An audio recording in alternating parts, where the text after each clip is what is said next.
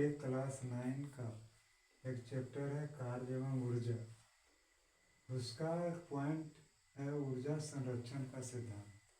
Point से ही यह स्पष्ट है कि ऊर्जा कई न तो उत्पत्ति की जा सकती है, न उसको बनाया जा सकता है ऊर्जा को, और न ही विनाश किया जा सकता है, न बिगाड़ा जा सकता है। तो यह आपके मन में प्रश्न होगा कि फिर ऊर्जा का संकट क्यों है सर? पूरे दुनिया में ऊर्जा का संकट है।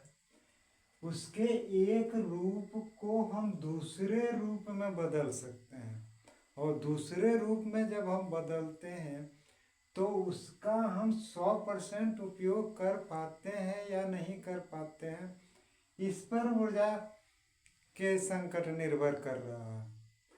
तो साधारणतः है कि ऊर्जा को ना तो हम बना सकते हैं और ना ही ऊर्जा को हम बिगाड़ सकते हैं, इसके एक रूप को दूसरे रूप में बदल सकते हैं। साधारणतः किसी वस्तु में दो ऊर्जा होती है, स्थितिज ऊर्जा और गतिज ऊर्जा।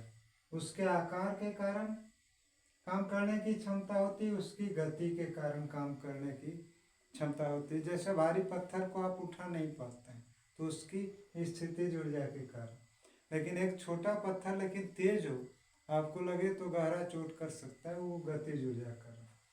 तो किसी वस्तु की स्थितिज ऊर्जा और गतिज ऊर्जा दोनों के योग को हम यांत्रिक ऊर्जा कहते हैं।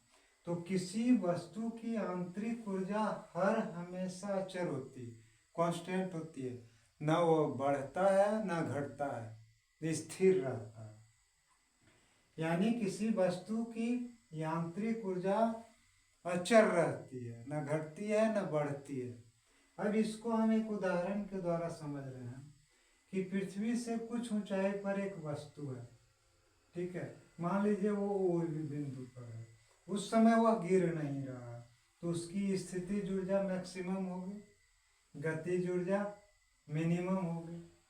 तो उसका जो कुल ऊर्जा होगा वो, और कुछ ऊंचाई से नीचे आने पर ये बिंदु पर उसकी स्थितिज ऊर्जा घट जाएगी और गतिज ऊर्जा कुछ बढ़ेगी। इनका योग और पहले वाले बिंदु पर ऊर्जा का योग बराबर होगा। फिर बी पर जितना कुल यांत्रिक ऊर्जा होगा वह ए के बराबर होगा। सी पर जितना यांत्रिक ऊर्जा होगा वह भी ओ ए और बी के बराबर होगा।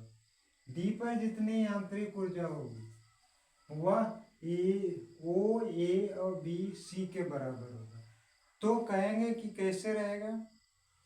स्थितिज ऊर्जा लगातार घटते जाएगी और गतिज ऊर्जा लगातार बढ़ते जाएगी। तो दोनों, एक घट रहा है दूसरा बढ़ रहा है, तो मेकअप हो रहा है ना, बराबर हो रहा है ना। इसलिए किसी वस्तु की कुल ऊर्जा जो होती है वह न घटती है न बढ़ती है, स्थिर रहती है। यही है ऊर्जा संरक्षण का सिद्धांत। अगले वीडियो में आपको मैं शक्ति के बारे में बताऊंगा।